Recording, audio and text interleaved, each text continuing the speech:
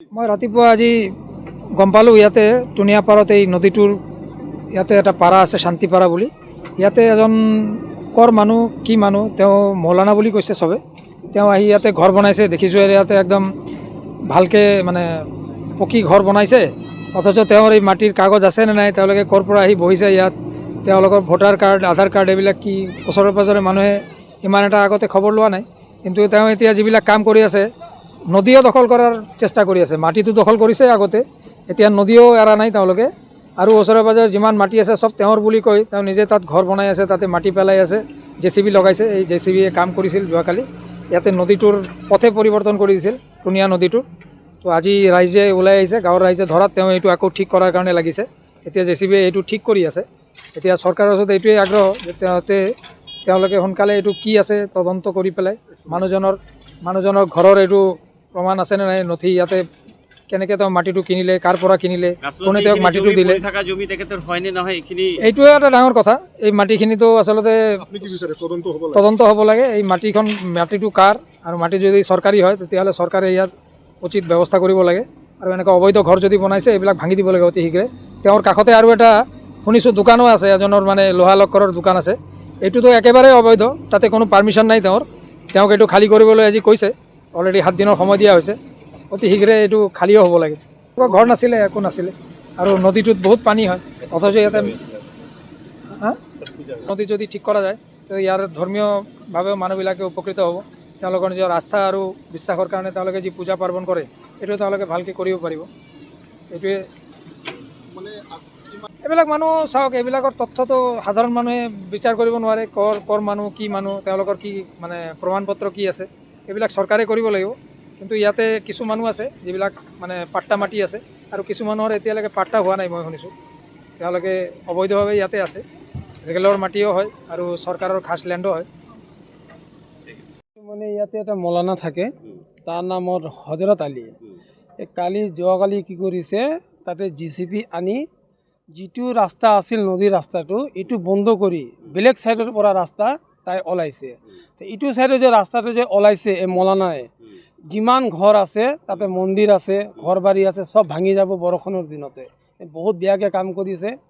আৰু এইটো কামৰ কাৰণে ৰাইজে আজি ওলাই আহিছে। ওলাই আহোঁতে কৈছে চবে মানুহ গোট খাই যে আপুনি এইটো কি কাম কৰিছে। এইটো পলাইছে।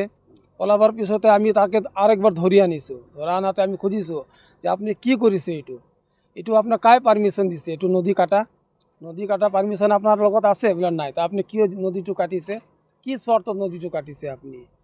তো কোৱাতে কৈছে নাই এইটো আমাৰ মাটি। বোলে মাটি আছে, আপুনি কাগজ দেখাওক। পিছতে ভয় খাইছে। খাওঁতে চবে মানুহবিলাক খুজি আছিল তাক যে আপুনি এনেকৈ কিয় কৰিছে। কোৱাৰ পিছতে আমি এতিয়া দৰখাস্ত এটা থানাত দিলোঁ, ডাউনটল যিটো থানা আছে তাতে আমি এটা দৰখাস্ত দিলোঁ, তাৰ নামত এটা কমপ্লেইন দিলোঁ। এতিয়া শুনি আছোঁ এই মৌলানা বহুত কিছুমৰ বেলেগ কাম কৰে, কি কাম কৰে আমি এইটো নাজানো। কিন্তু এইটো আমাৰ সমাজৰ কাৰণে তেলৰ জমিনো পৰে, আৰু এইটো খাছ মাটিও আছে। নদীৰ মাটিটো এইটো বৰষুণ টাইমতে আপুনি চাব পূৰা ডুবি যায়। এইটো টুনিয়া নদীৰ যিটো বৰষুণৰ যিটো পানীটো হয় পূৰা ডুবি যায়।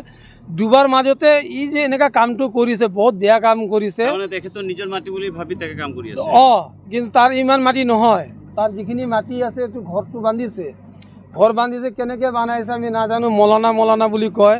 এইটো কোন মৌলানা, ক'ৰ পৰা আহিব, কাইবা কৈ আছে ধুবুৰী, কাইবা কৈ আছে বাংলাদেশ, আমিতো নাজানো। কিন্তু জায়গাটোৰ নাম কি? এইটো হয় নি বঙাইগাঁও, আপোনাৰ টুনিয়াপাৰ, ঝিলকাঝাৰ, শান্তিপাৰা বুলি কয়। তো এইটো মৌলানাটো ইয়াতে ধুবুৰী, আচল ঘৰ এতিয়া তাৰ ধুবুৰী। এতিয়া আমি গম পাইছোঁ যে তাৰ ঘৰ আছে ধুবুৰী। ইয়াতে ঘৰ চৰ বান্ধি ক'ৰ পৰা মাটি কিনিছে, কাৰ পৰা কিনিছে আমি নাজানো।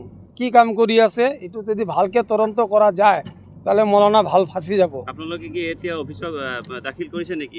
থানাত আমি এটা তাৰ নামত আমি এজাহাৰ দি আহিলোঁ। এতিয়া হজৰত আলী, এইটো টুনিয়া নদী বুলি কয়। এইটো টুনিয়া নদী হয়, ঝিলকাঝাৰ হৈ যায়, এইটো ব্ৰহ্মপুত্ৰত যায়, এইটো মিলি যায়। কিন্তু বৰষুণৰ দিনতে বহুত পানী হয়। এইটো বহুত বেয়া কাম কৰিছে। এইটো আমি মাননীয় মুখ্যমন্ত্ৰী ডক্টৰ হিমন্ত বিশ্ব শৰ্মাক জনালোঁ যে এনেকুৱা মৌলানা আমাৰ অসমতে বহুত আছে, এইবিলাকক অলপ ঠিক কৰিব লাগিব, মৰমত কৰিব লাগিব, নহ'লে আমাৰ অসমখন একেবাৰে ধ্বংস হৈ যাব।